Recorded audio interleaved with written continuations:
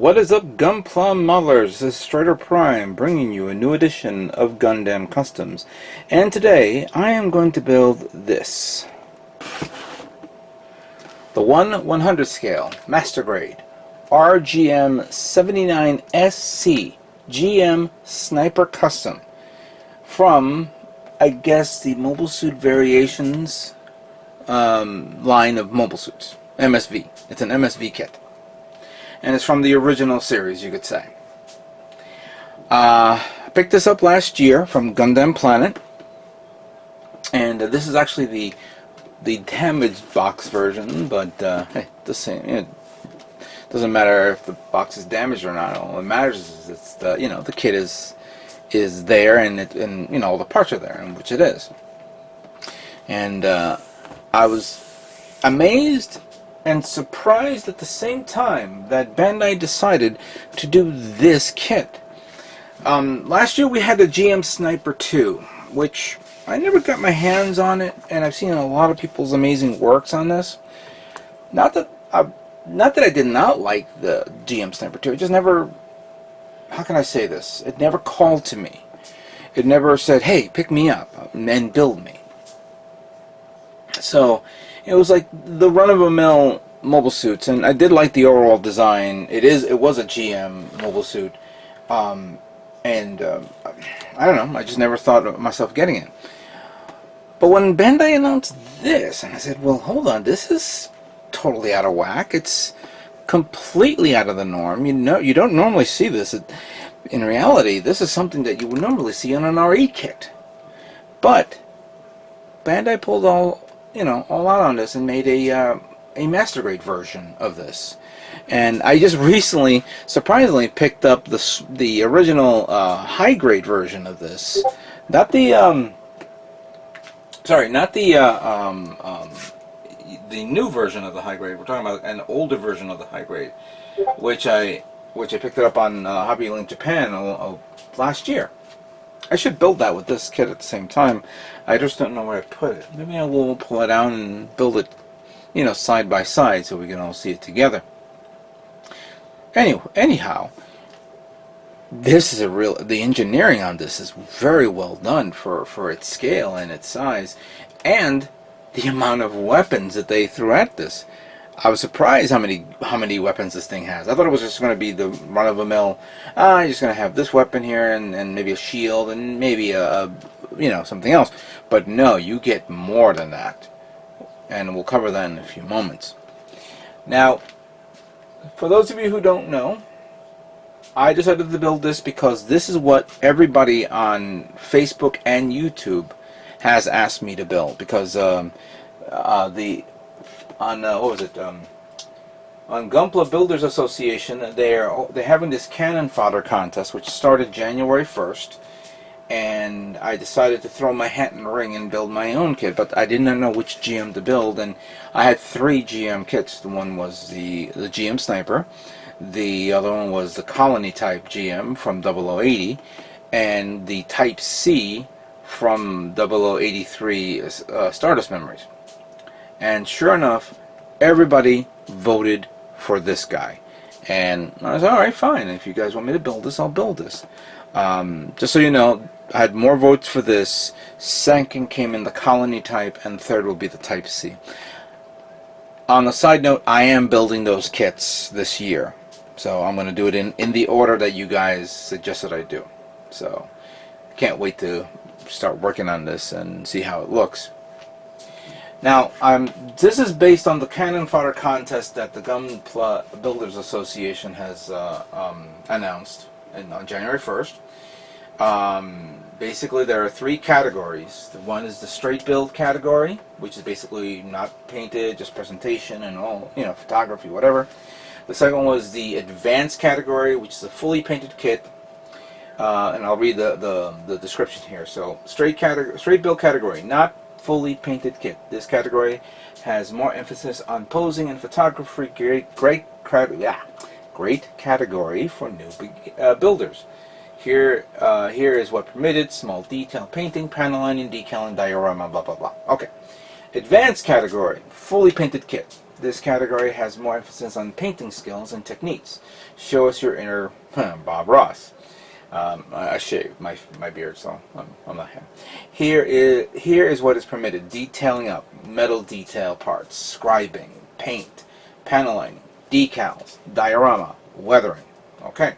And then the last one is custom category, customizing build kits. This category is more emphasis on the creativity and execution. Put your scratch building and kit bashing to the test. Fully painted is optional for this category. Well, of course you have to have it painted. Permitted is of course scratch building, kit bashing, detailing up, paint, panel lining, decal, diorama, weathering, blah blah blah blah. So those are the categories. I'm going to be taking a photograph so I can send it over to these guys, so that way they know I'm entering this kit in their contest. And I hope you guys are, you know, entering the contest as well, because the straight build, of course, you'll get a $50 USA Gundam Store gift card. Advanced build is $75, and best custom is $100. Plus one GBA merchandise item, and then best overall $150, and other cool little nice thingamabobs that they offer. And I found out that Justinius Bills, Team Helios pick, and Zaku Aurelius will be doing their you know, their judging for this, so that'll be cool. This is my entry. I'm going to begin building this. Now, let's review the kit. So here it is in its pose. This is a 4,000 yen kit, so somewhere around 30, maybe $37. Of course, with shipping and all that stuff, talking about a little less than 50. You have amazing articulation, especially with the legs, feet, to do its sniper pose, or you can put it on the base stand like you see here. Some articulation on the head as well, so you can get that, you know, that sensor point, you know, looking at the little sense and the little, you know, scope that's on it. You also have some other detail. We have this double beam spray gun. You get the standard beam spray gun and then the shield, but you get a double beam spray gun, which is pretty interesting. You also get some amazing possibilities and flexibility right there. You also get the bazooka, which is the one that was used on the RX-78 too. And it's not here, maybe it's on the other side. Let's see. So you not only get the standard beam spray gun and then the double beam spray gun, you get a foldable beam spray handgun, or beam handgun. And there's a lot of mounts on this to store your weaponry, so that's you know, Bandai really have thought this through on this kit, both in the location and the armor and the placement, all that stuff. The gun is foldable, the beam rifle, so this is interesting to see that. Yeah, there's the handgun, and the handgun doesn't go on the side of the gun of the waist unit. It actually is on the forearm. It's interesting to see that. Alright, let's look at the contents of this kit and see what we have to work with here. Let me adjust the camera a bit. So you know, I still have not received the paint for my Perfect Grade Exia, but it will be ready. And also, note, if I get this done, this will take me about a good 3 weeks to finish. Maybe less, maybe more, who knows, but I'll definitely focus on this. But once I'm done, this will be another entry for the MosquitoCon as well.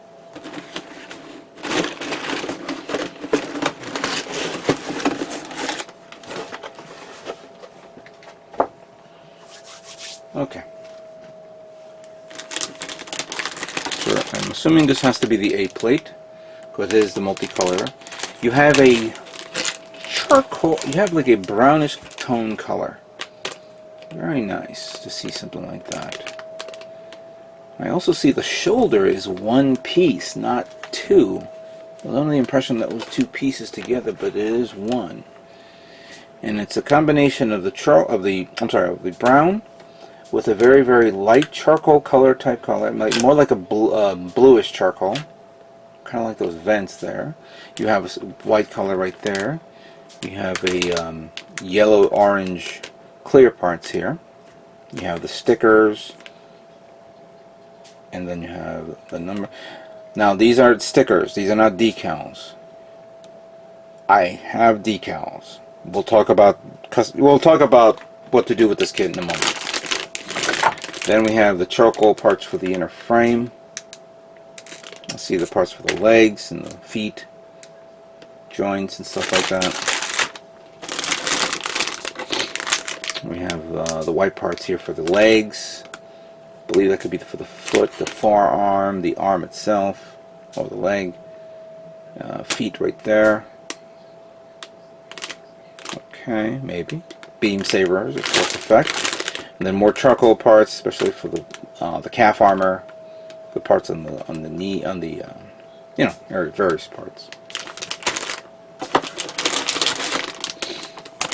Okay, so here we see the weaponry set: the beam spray gun, the foldable beam pistol, the beam rifle itself. I think I'm going to work on the weaponry first to flesh it out. We have the shield here, and as a matter of fact, did we not see the actual part for the shield that goes on it? I thought I saw one. Interesting. So there's parts of the bazooka right there. More parts of the inner frame, and surprisingly, this is not a parts forming hand. We actually have little digits there. I'm actually liking this kit more and more every time I'm taking out the packaging. That's very nice. I'm sick and tired of parts forming hands. Then we have, I see the core booster, or the engine block. I see parts of the beam spray gun there. More weaponry there. There's the head. Portions of the bazooka right there. Some joints and things like that. I didn't see any polycaps. Did I miss it? No. Probably in the next bag. Let's check. We have that lighter bluish tone charcoal part. And some regular charcoal parts, but this is a different tone. Yeah, that's no, it's the same tone. Oh, okay, so there's the brown part for the shield, the chest armor, the feet.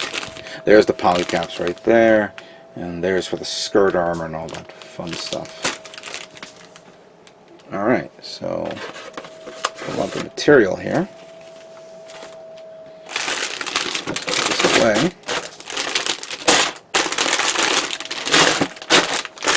Let's talk about the manual. Alright, so we have this little pamphlet here, which I can never tell what it is for.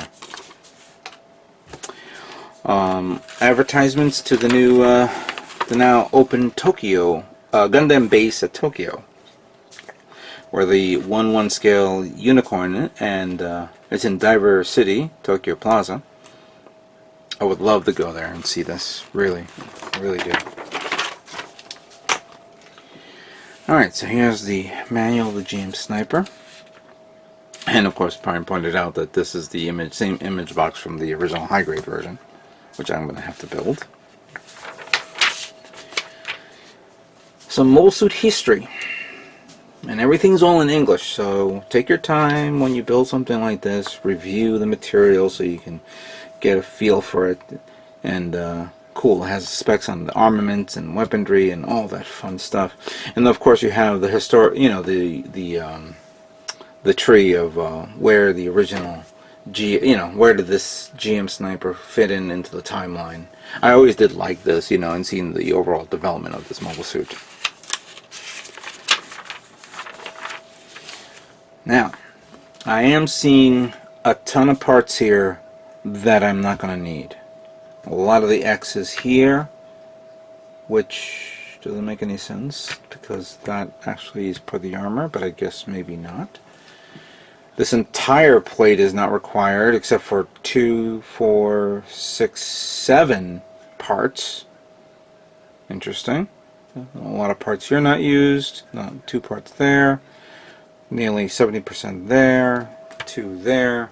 Yeah, because this one comes with 2 beam saber hilts, probably from the RX-78-2 or the regular GM. Was this? You know, I never noticed, but I'll review in a minute. Was this frame from the GM 2.0? Now I'll have to check. 2 there, 2 there, 4 there. No big deal. All right, fair enough. Basic instructions before assembly, and this is going to be cool. So we have the assembly of the chest area right here. Over here, then you have the assembly of the head, and the arm unit there.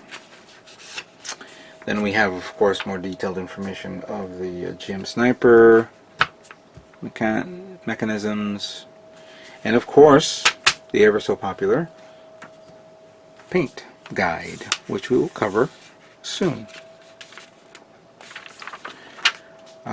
Continuing the assembly of the arms and the hands, I'm assuming.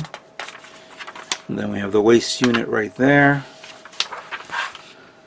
The assembly of the legs and armor of the leg, you know, the inner frame, the outer frame. I wonder if we're going to do this as like we build the inner frame first and then we put the armor over it. Let's see if I can try to do that. In the overall assembly right there.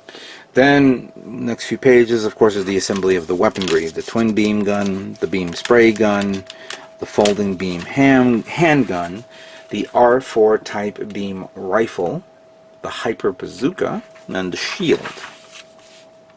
And of course, the various mounting points on the kit, where to put it, whether it's in the leg, you know, obviously in the legs, in the waist unit, in the forearms, how to fold the weaponry up, and how and connect it to the back skirt of the kit, the placement of the shield, and all that fun stuff. And then of course, here we have all the locations of where the decals will be. If obviously, if this was water based, you just slap it on, but since it's stickers, you stick it on. And here is what would the GM Sniper Custom would look like. Very nice, very posable. So let's discuss about the painting.